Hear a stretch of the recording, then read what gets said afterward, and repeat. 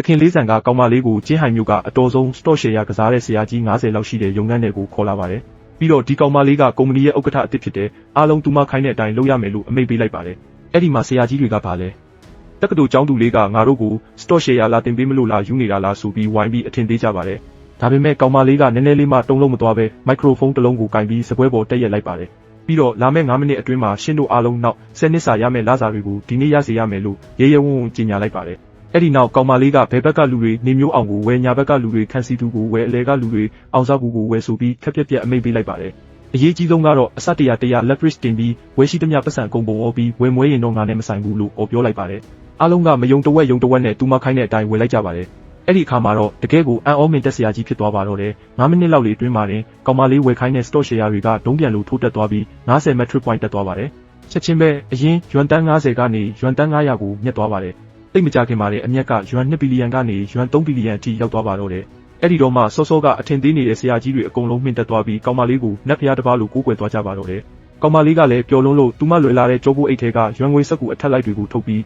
ဒါနေတို့အတွက် bonus ပဲဆိုပြီးရုံးခန်းထဲမှာပတ်စံမှုရွာချလိုက်ပါတော့တယ်။ဝန်ထမ်းတွေလည်းပတ်စံတွေအလူရက်ကောက်ပြီးအပျော်ကြီးပျော်နေကြပါတယ်။ကောင်မလေးကတော့ကလတ်ထိုင်ပေါ်မှာထိုင်ရင်းလွန်ခဲ့တဲ့တစ်ပတ်ကပတ်စံရွန်းနေရတဲ့နဲ့မန်တိုစားခဲ့ရတဲ့သူမဘဝကိုပြန်တွေးပြီးအခုဘီလီယံနာဖြစ်လာတဲ့အတွက်ကျေနပ်နေတယ်။အဲ့ဒီအချိန်မှာပဲအပြင်ဘက်မှာကားအမဲရောင်ကြီးတစ်စီးထိုးဆိုင်လာပါတယ်။ကားထဲကဆင်းလာတာကတော့နိုင်ငံရဲ့အချမ်းသာဆုံးမိသားစုကသမီးသခင်လေးဆန်နဲ့ဆစ်ဆက်ထားတဲ့သူတို့သမီးလောင်းပိုင်ရရွှန်းပါပဲ။လန်လန်ကကောင်မလေးမန်တိုစားနေတဲ့ပုံကိုပြပြီးသခင်လေးကိုမြူဆွဲနေတဲ့မိန်းမလို့ပြောလိုက်ပါတယ်။မာနာကောင်ခိုက်နေတဲ့ပိုင်ရရွှန်းကသူ့မိသားစုကရွှန်းဘီလီယံ300ချမ်းသာတာမို့ဒီလိုဆင်းရဲတဲ့ကောင်မလေးကိုအလွယ်လေးချေမှုန်းပြစ်မယ်ဆိုပြီးရုံးခန်းထဲကိုဝင်လာပါတော့တယ်။ရုံးခန်းထဲမှာတော့သခင်လေးဆန်ကကောင်မလေးရဲ့အရေးချင်းကိုသဘောကျလွန်လို့သူ့ရဲ့ကိုယ်ပိုင်ရှယ်ယာကစားပေးမဲ့သူလုပ်ဖို့ကမ်းလှမ်းနေပါတယ်။ကောင်မလေးကငါကအရန်စေးကြည့်တယ်နော်လို့ပြောတော့သခင်လေးဆန်ကအဲ့ဒါဆိုငါကိုပါယူလေးဆိုပြီးရင်ခုန်စရာလေးပြောနေတော့ပိုင်ရရွှန်းရောက်လာပါတော့တယ်။ပိုင်ရရွှန်းကကောင်မလေးကိုနှိမ့်ချစော်ကားပြီးသခင်လေးဆန်ကိုသူမနဲ့နောက်တစ်ပတ်ဆစ်ဆက်ပွဲရှိတယ်လို့သတိပေးပါတယ်။ဒါပေမဲ့သခင်လေးဆန်ကငါတို့ရဲ့ဆစ်ဆက်ပွဲကိုအခုပဲဖျက်သိမ်းတယ်ပိုင်မီသားစုနဲ့ပူးပေါင်းမှုအားလုံးကိုရက်တယ်လို့ပြက်ပြက်တသားကြေညာလိုက်ပါတယ်။ပိုင်ရရွှန်းလည်းအဆက်တကွဲဖြစ်သွားပြီးဒေါသတကြီးနဲ့ထွက်သွားပါတယ်။သခင်လေးဆန်ရဲ့လူယုံကသခင်လေးပိုင်မီသားစုနဲ့အဆက်အသွယ်ဖြတ်လိုက်ရင်ကျွန်တော်တို့ချင်းမီသားစုရဲ့စီးပွားရေး80ရာခိုင်နှုန်းထိခိုက်ပြီးရှယ်ယာဈေးကွက်မှာယွမ်ဘီလီယံ100လောက်အငွေ့ပြန်သွားလိမ့်မယ်လို့စိုးရိမ်တကြီးသတိပေးပါတယ်။ဒါကိုကြားလိုက်တဲ့ကောင်မလေးကရှေ့ကိုထွက်လာပြီးသခင်လေးဆန်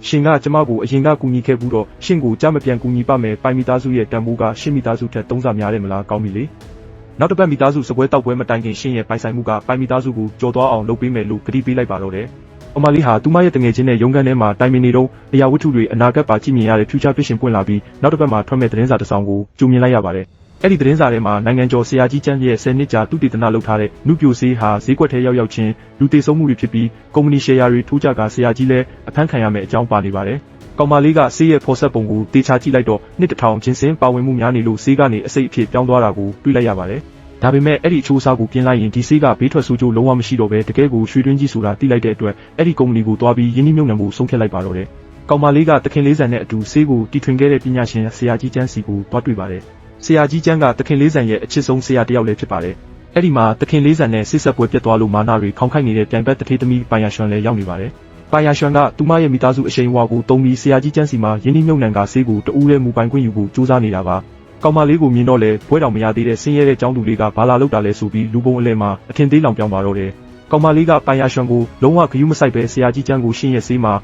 ာအသက်အန္တရာယ်ရှိတဲ့အမားကြီးပါနေတယ်လို့ခက်တီတီနဲ့ပြောချလိုက်ပါတယ်။ဆရာကြီးကျန်းကတကယ်ဆေးပညာရှင်ကြီးပြီးဒေါသထွက်သွားပြီးမင်းလိုကောင်မလေးကငါဆေးကိုလာဝေဖန်ရအောင်မင်းကဘာသိလို့လဲငါနာမည်ကိုဖျက်ဆီးချင်တာလားဆိုပြီးမောင်းထုတ်ပါတော့တယ်။ဒါပေမဲ့ကောင်မလေးကဆရာကြီးတယောက်တည်းပဲတီးတဲ့လှုပ်ဝက်ဆေးဖော်ဆက်နီနဲ့အချိုးစားကိုပါအတိအကျပြောပြလိုက်ပါတယ်။ပြီးတော့ကောင်မလေးကဂျင်းစင်းအချိုးကို9ဆအထိလျှော့ပြီးတီရန်ရှမ်းနှင်းကြပန်းကိုနည်းနည်းလောက်ထည့်လိုက်ရင်အစိတ်တောက်ပြေးသွားမဲ့အပြင်ဆေးစွမ်းက3ဆပိုတက်သွားမယ်လို့အကြံပေးလိုက်ပါတယ်။ပြီးတာနဲ့သူမပြောတာမှန်အဲ့ဒီနေရာမှာတင်ကင်ဆာဖြစ်နေတဲ့ကြွဖြူလေးတွေနဲ့စမ်းသပ်ပြဖို့ရဲရဲဝံ့ဝံ့စိန်ခေါ်လိုက်ပါတယ်။ပိုင်ရရွှန်းနဲ့တခြားလူတွေကကောင်မလေးကိုအယူလို့ထင်နေကြပေမဲ့တကယ်တမ်းစမ်းသပ်ကြည့်တဲ့အခါမှာတော့အံ့ဩစရာကြီးဖြစ်သွားပါတယ်။ဘုံတစ်ထဲကဆရာကြီးရဲ့မူလဆေးကိုစားလိုက်တဲ့ကြွဖြူလေးကခဏနေတော့အစိတ်တက်ပြီးချက်ချင်းတည်သွားပါတယ်။ဆရာကြီးလည်းသူဖော်ဆက်ထားတဲ့ဆေးကတကယ်အစိတ်ဖြစ်နေမှန်းသိလိုက်ရလို့မျက်လုံးပြူသွားပါတယ်။ဒါပေမဲ့အကွက်အမှတ်ဘုံနှစ်ထဲကကောင်မလေးပြင်ဆင်ပေးထားတဲ့ဆေးကိုစားလိုက်တဲ့ကင်ဆာဖြစ်နေတဲ့ကြွဖြူလေးကတော့တေလူမျိုးပါဖြစ်နေရကနေချက်ချင်းပဲကျန်းမာတော့လက်လာပြီးအစာတွေတောင်ထပ်စားနေပါတော့ပါတယ်။ဆရာကြီးရောသခင်လေးဆန်ပါဒီအမခန်းမြင်ကွင်းကိုကြည့်ပြီးမြင့်တက်သွားကြပါတယ်။အဲ့ဒီတော့မှဆရာကြီးကျန်းလည်းအမားကိုလက်ခံသွားပြီးကောင်မလေးကိုအကြိမ်ကြိမ်ကျေးဇူးတင်ပါတော့တယ်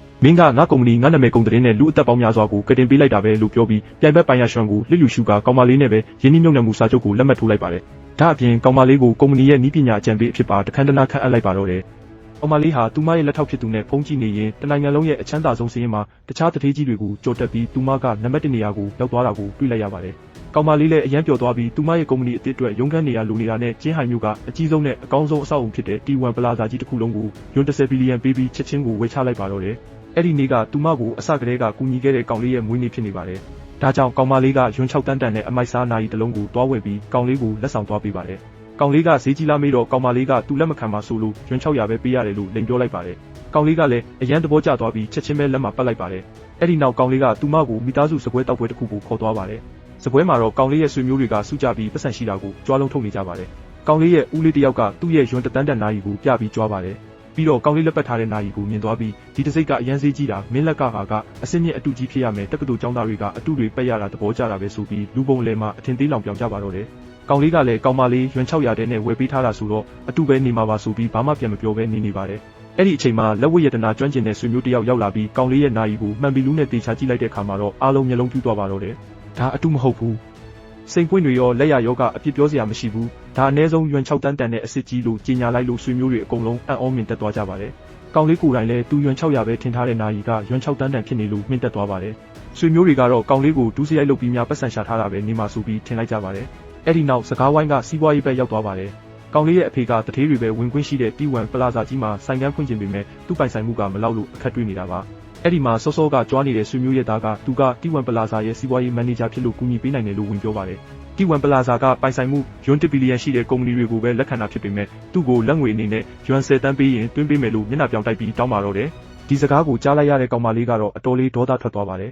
။ဘာလို့လဲဆိုတော့ T1 Plaza ကခုနကတင်သူမယွမ်10ဘီလီယံပေးပြီးဝယ်လိုက်တဲ့သူမရဲ့ကိုယ်ပိုင်အဆောက်အုံကြီးဖြစ်နေလို့ပါပဲ။ငါကုမ္ပဏီမှာဒီလိုလက်စားတဲ့ကောင်မျိုးကိုလုံးဝအထားမခံနိုင်ဘူးဆိုပြီးသူမရဲ့လက်ထောက်ကို T1 Plaza ရဲ့တရားဝင်ကုမ္ပဏီတစ်စိတ်တုံးကိုချက်ချင်းယူလာခဲ့ဖို့စာပို့လိုက်ပါတယ်။ကောင်လေးရဲ့အဖေကတော့ဝမ်းသာအားရနဲ့လက်ငွေယွမ်10တန်းတန်ကတ်ကိုထုတ်ပေးမဲ့အချိန်မှာပဲကောင်မလေးကခဏနေအောင်ဆိုပြီးဝင်တားလိုက်ပါတယ်